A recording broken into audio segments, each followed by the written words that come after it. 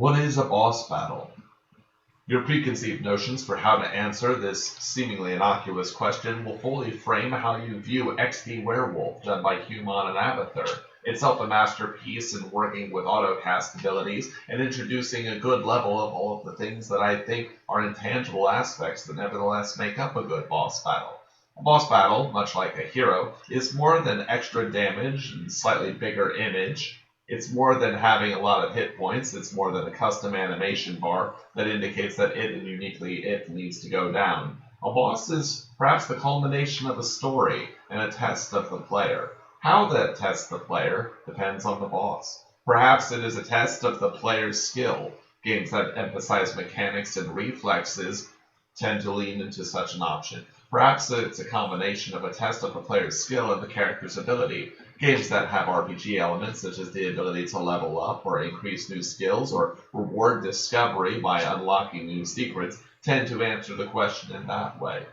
Perhaps it's simply a test of the character themselves. Perhaps the boss represents a battle that isn't necessarily more difficult, but has a special plot significance. Perhaps its specialness comes in the fact that it's something that the player must seek out, with the character only as a vessel. We find out that this is the answer to things such as a bonus boss or that one boss. The idea of something that's so difficult to defeat, but is rewarding and almost a badge of pride for defeating it.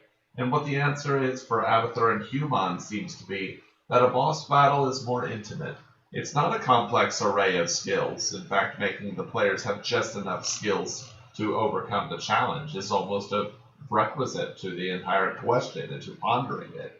It doesn't seem to be having a massive army. It's almost the intimacy of knowing that there aren't many, but yet there are more than zero factors to work with.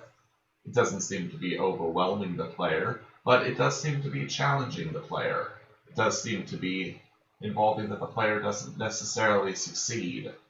Perhaps small clues, such as a scratched off piece of stonework that advises that this particular bit of doodad has actually been mauled when it was otherwise unexpected. Perhaps it's the generation of small enemies along the way that give just enough time and effort for a skilled player to become more powerful as an army or as a small group, but nevertheless suffer irreconcilable losses.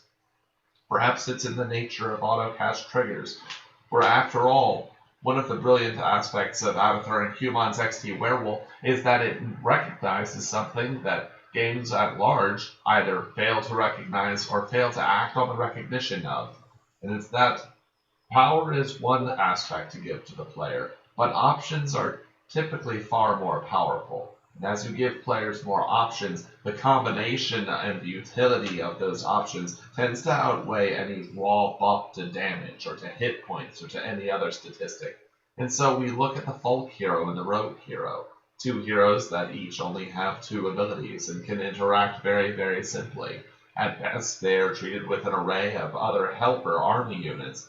Not many, only 2 or 3 each, and they can upgrade, they can level up and become something more than they were to start, but only with careful play on the part of the player. And we notice that the werewolf itself, the boss of Exti Werewolf, it doesn't seem to have very many options either, but it's the synergy of the way those options intermingle with the combination of autocast triggers. It's the way that the boss seems to follow a pattern, seems intelligent and alive, seems to do more than just mindlessly A-move towards the player with a beefgate ton of hit points and an armor value that shirks and demands respect. No, it's more than the way that all of the attacks are communicated to instill a sense of fairness, but the punishment for failing any of those is brutal and something that can't be overcome easily. It's the way that the player might not actually have the skill to overcome the boss by themselves, that a combination of players may not have the ability to overcome it themselves. The reward of being able to do something that for so long was so difficult. And it seems that that is what makes Exti Werewolf memorable.